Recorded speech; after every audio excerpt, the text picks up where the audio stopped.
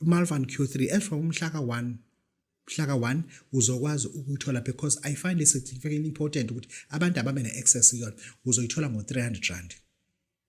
Uzoyithola ngo-300 rand. Wena use-Johannesburg uzoyithola ngo-300 rand. Wena use-KZN uzoyithola ngo-300 rand. Malvan Q3 I find it very very important. Ngalo ndlela uma ukuthi uyayifuna unenkinga ye-ura yakho umchamo lokho siyafuna ukuthi usizakale uzolungisa ke u300 rand ukwazi ukuthi uma ufuna ke ukuthi uyithole kodwa ngomhla ka1 February 2026 I repeat 1st of February 2026 izobe ke isiphuma ngo300 rand kuphela sifuna ukubona abantu besizakala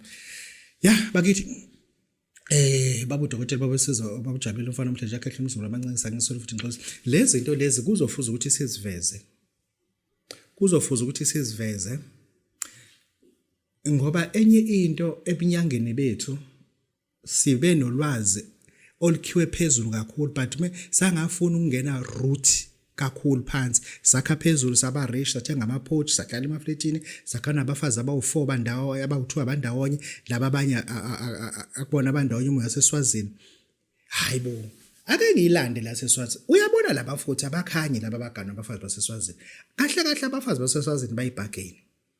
ipoverty eseswazini it allows a woman ukuthi azehlise kumuntu waso South Africa noma ethe ngabe unjani amuse uma enesigodla amsebenzise ube ne-tech shop amsebenzise ube ne-tavern amsebenzise umenze isiphuphuko ukuthi hayi unkosikazi omncane le yena uyangilalela akafani noMandlovu uMandlovu akangilalela inhlobo. Do you know why lo waseswazini akulalela kangaka? Number 1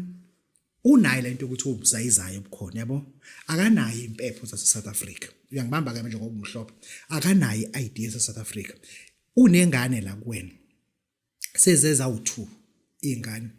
zinawo ama birth certificate yabo okusho ukuthi zizoba nawo ama ID ase South Africa because zimhlophe yangizwe ukuthi ngithini kwena asiyichazekele na enye into ngethi mina ba amabhageni abantu baseswazini because labantu besifazane bazisarenda kuthina eSouth Africa because ayinayo option yokuphila kahle ekhaya akwenzeki lokudla akudlaye nokudla mekuthiwa kune birthday party kuphela akayijwayele lento ayidlala and lokugeza ngamanzi ashisayo lokupheko engayanga ukokwenza ukuthi lokuthi kungabuzwa namhlanje kuphekwani namhlanje kubuza sizodla kweyiphi restaurant and akayazi lo deswazi ngalo ndlela imisebenzi engisho ukuthi abantu abaningi sekunotisile mina balanda abantu besifazane eswazini uthi yambo lo mntwana obona inkomo engakade ingayishaya zonke zaphelela wasukela sethi nenkomo sajomba phi bota usiyambamba uthi akakhanye